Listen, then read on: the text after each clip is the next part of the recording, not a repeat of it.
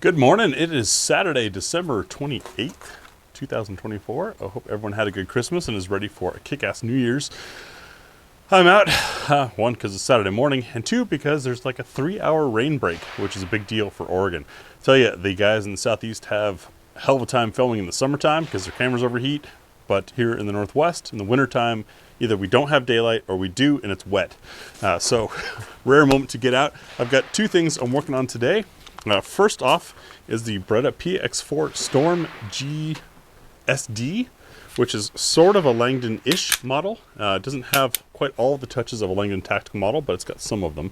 And I want to say a big thanks to all of you who have harassed Beretta over the years, asking them why they haven't sent one of these for review on the channel. I've had a lot of requests for these. The rotating barrel action should reduce recoil, much like the Grand Power. It's done slightly different than both the Mark 12 and Mark 23 model, but it's still a rotating barrel, so it should make for an interesting experience. I've wanted one of these, thought about buying one so many times, but said, no, maybe Beretta will send one someday. So 9 years into reviewing guns, we finally have one on the channel. The other one is a fancy one. I'm feeling very blessed and very fortunate. SIG reached out and offered one of their 1911X models. There's a lot of updates to this that make it not just another boring 1911. It's got some nice, tasteful upgrades to it. But of course, it's still in 45 ACP. And one of the things that is exciting is it is optics compatible, and it's got one of the Romeo X enclosed emitters on it.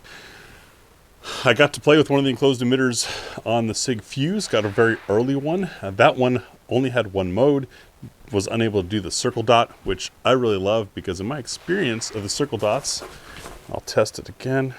Now it's a little bit bigger, but it is outlining the A zone on my steel from 20 yards back here.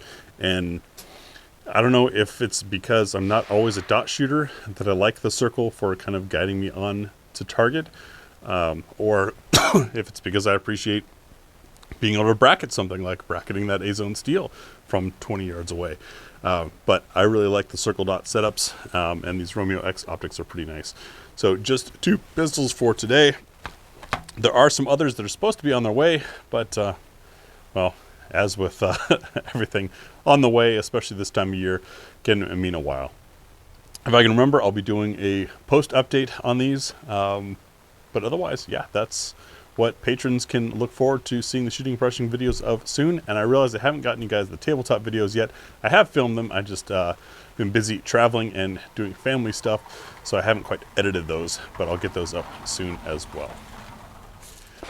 Well, the 3-hour block of no rain certainly didn't hold up. I don't know if you guys can see it or not. It's a mist here. It's kind of like at a shopping mall that's got those misters out in the summertime. If you get into the cloud of it, that's what the weather is like here. Everything is just getting soaked, including the paper.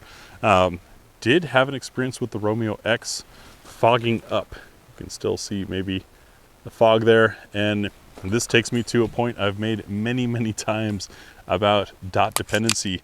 It is a risk. Dots are a fair weather or indoor range thing. They're not a serious use all-weather thing, at least not yet. Even this enclosed emitter, it fogged because it's enclosed. If it were an open emitter, the raindrops might have gotten on the emitter and then totally disabled the dot. At least here, I can still clearly see, thanks to the brightness of this reticle. I can see the reticle. The problem was seeing fine targets. Could I still aim it at a torso? Yes. I was able to shoot the spinner, and I was even able to do the 1-inch square at 7 yards for the grouping through that fog. But that took some skill and some practice. But this 1911X was very impressive. The PX4, I now see why so many of you harassed me for so long to give one a try. That is also a very nice gun.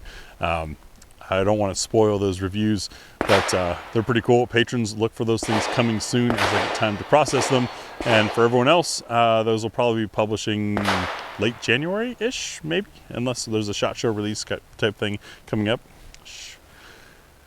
Thank you guys for the support. Thanks for joining us here on the little channel, and we'll see you in the next video on the big channel. Thank you to our Patreon supporters. GBGuns and I do. T. Randy, yeah.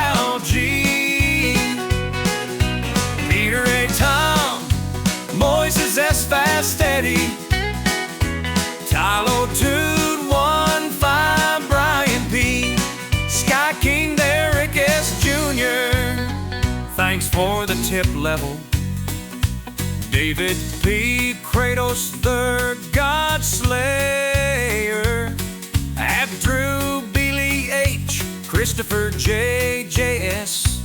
Foreign and Pride Farms. Jeff O. Michael W. David G. Old Cat Tuba.